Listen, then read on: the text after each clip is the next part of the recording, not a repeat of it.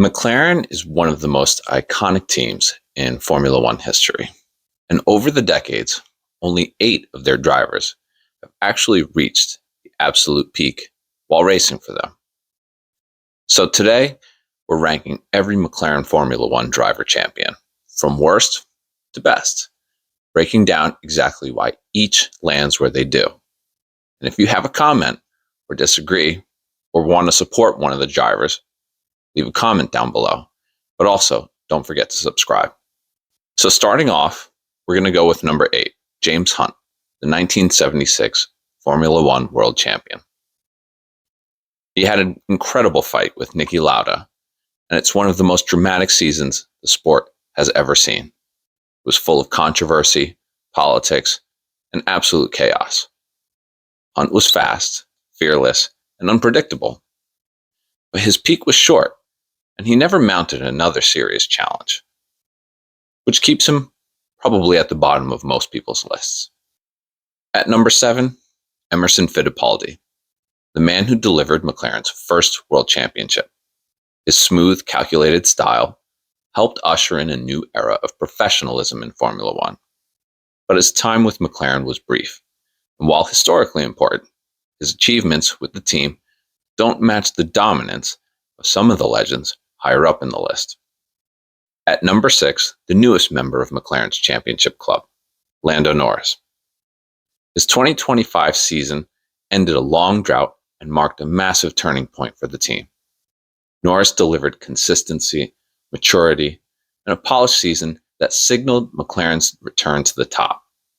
But with only one championship so far and a career still unfolding, he sits just behind the multi-title giants who shaped McLaren's golden eras. In at number 5, Mika Hakkinen, the original Iceman himself, the Flying Finn. Back-to-back world titles in 1998 and 1999. He is the only driver that Michael Schumacher ever openly admitted was his direct competition. Hakkinen was smooth, precise, and deadly under pressure, but his window of dominance was relatively short, which keeps him just outside the top 4. In 4th place, Niki Lauda, already a 2-time champion before joining McLaren. Lauda claimed his 3rd title in 1984 by just half a point, the closest championship margin in Formula One history. His intelligence, discipline, and legendary comeback from injury made him one of the sport's greatest thinkers and strategists.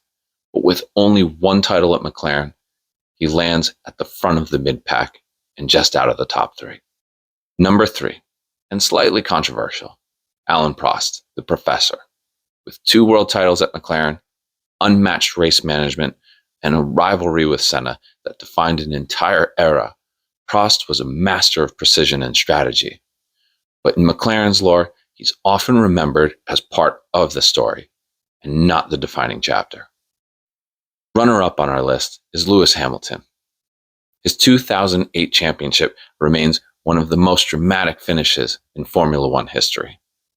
Sealed in the final corners of the final lap in Brazil, Hamilton's raw speed and racecraft were obvious from day one. He only won 1 title with McLaren, but the impact he made and the level that he performed at puts him near the very top. And at number 1, no surprises here. 3 world titles with McLaren and some of the greatest qualifying laps ever recorded, Ayrton Senna. He had a rivalry with Prost that shaped the golden age of Formula One. Senna didn't just drive for McLaren, he defined them. His brilliance, bravery, and artistry behind the wheel remains still the benchmark for every world champion and every legend in the sport, past, present, and future. From Hunt's rock-star chaos to Senna's unmatched genius, McLaren's champions tell the story of a team that has shaped Formula One for generations. Each driver has left a mark. We know those names, all of them. But together, they build a legacy, one that does, in fact, compare to the great Ferraris. So if you enjoy this ranking, again, leave a comment, subscribe, let me know what you think, And of course, thanks for watching. And check out my artwork. Most of my longs are dedicated to talking about the sport. But if you check out my channel and look at the shorts, you're going to see a lot of my artwork there. And that's who I am. I'm a Formula One artist. Thanks so much.